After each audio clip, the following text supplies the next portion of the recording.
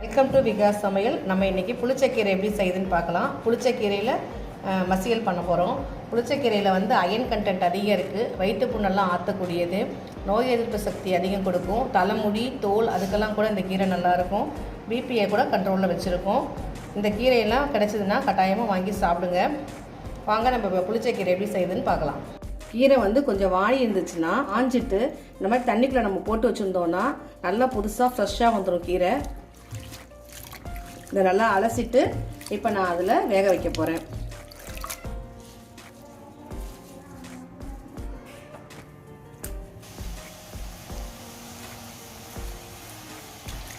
நான் ஒரு கட்டு கீரை எடுத்திருக்கேன். இந்த கீரை சமைக்கிற அன்றைக்கி நமக்கு சாம்பாரே தேவையில்லை. கீரையே நல்ல டேஸ்ட்டாக இருக்கும். தொட்டுக்கிறதுக்கு மட்டும் ஏதாவது முட்டைக்கோஸ் பொரியல், கேரட் பொரியல் அந்த மாதிரி வச்சு கூட சாப்பிட்லாம். கீரை வந்து நம்ம வேக வைக்கும்போது இப்படி கலர் மாறும். புளிச்சக்கீரையாக இருக்கிறதுனால இதோட கலர் இப்படி மாறும். வேகட்டும். ஒரு கொஞ்சமாக 1/4 டம்ளர் மட்டும் தண்ணி சேர்த்துருக்கேன். நம்ம அதுக்குள்ளே அடுப்பில் இன்னொரு பேனில் வெங்காயமாக தாளித்து இந்த கீரையில் போட்டுக்கலாம். வெங்காயம் நான் 2.5 வெங்காயம் எடுத்திருக்கேன். பெரிய வெங்காயம் கட் பண்ணியிருக்கேன். நம்ம அரைக்க தான் போகிறோம், அதனால் கொஞ்சம் பெரிய சைஸாகவே போட்டுக்கலாம். அடுப்பில் பேன் வச்சுட்டோம். இப்போ ஒரு 1.5 ஸ்பூன் கடலெண்ணெய் விட்டுருக்குறேன். 1/4 ஸ்பூன் கடுகு, 1/4 ஸ்பூன் உளுந்தம்பருப்பு.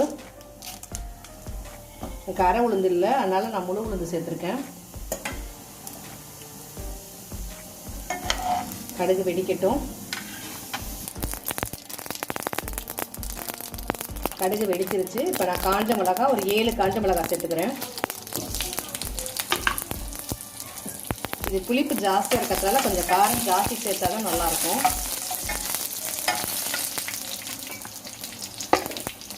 நறுக்கி வச்ச வெங்காயம்,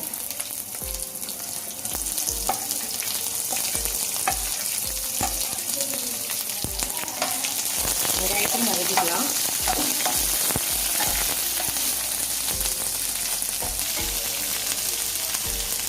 கால் ஸ்பூன் பெருங்காய பொடி,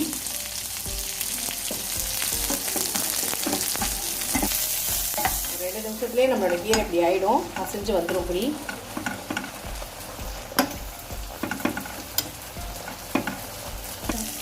வெங்காயம் வதங்கிட்டு அதில் இந்த கீரையும் சேர்த்துடலாம்.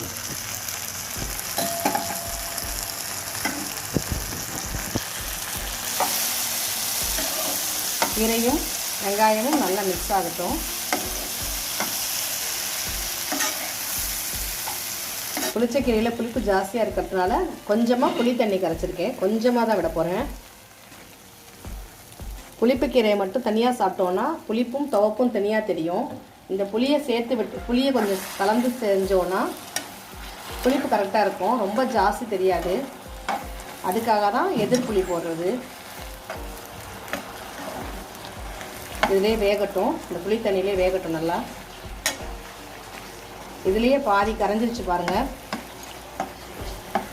இந்த ஸ்டேஜில் நம்ம உப்பு சேர்த்துக்கலாம். கீரைக்கு தேவையான அளவு உப்பு சேர்த்துக்கிறேன்.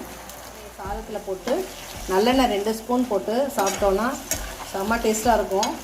சாம்பார், ரசம் இதுக்கெல்லாம் எதுவுமே எடுக்காது. புளிச்சக்கீரை சாதமே அருமையாக இருக்கும். இது ஒரு 3 நிமிஷம் வேகட்டும். பாருங்கள், இப்போவே கீரை சமைக்கும் போதே எல்லாம் கரைஞ்சிருச்சு கீரையெல்லாம். மத்து இருந்தால் கடைஞ்சிக்கலாம். இங்கே பாருங்கள், நம்ம புளிச்சக்கீரை நல்லா மசிஞ்சிருச்சு. இந்த ஸ்டேஜில் இறக்கிடலாம். இதை நல்லா நம்ம ஆஃப் பண்ணிவிட்டு ஒரு 10 நிமிஷம் ஆற வச்சுட்டு, மத்து இருந்தால் மத்தில் கடைஞ்சிக்கலாம். மத்துனா சூடாக கடைஞ்சிக்கோங்க, இல்லைன்னா மிக்சியில் விட்டு ஆற வச்சு மசிச்சுக்கலாம். புளிச்சக்கீரை மசியல் ரெடி ஆயிடுச்சு.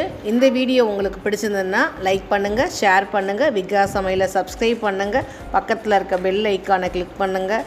நல்லா சாப்பிடுங்க, ஆரோக்கியமாக இருங்க. தேங்க்யூ.